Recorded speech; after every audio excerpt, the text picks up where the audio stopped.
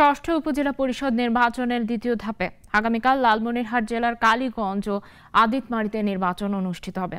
এর মধ্যে কেন্দ্রে পাঠানো হচ্ছে নির্বাচনী সামগ্রী। লালমনিরহাটের পরিস্থিতি জানব সহকর্মী তন্ময় আহমেদ নয়নের কাছ থেকে।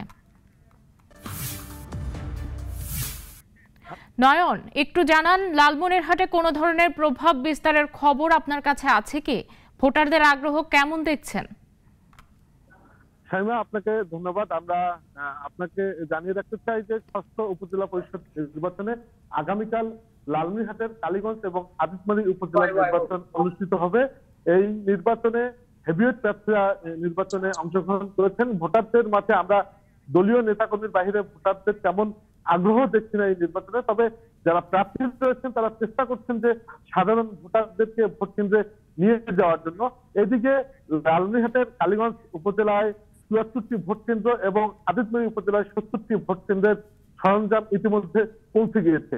ভোটের প্রচার প্রচারণা থেকে এখন পর্যন্ত কোনো প্রকার অপ্রীতিকর ঘটনা ঘটেনি।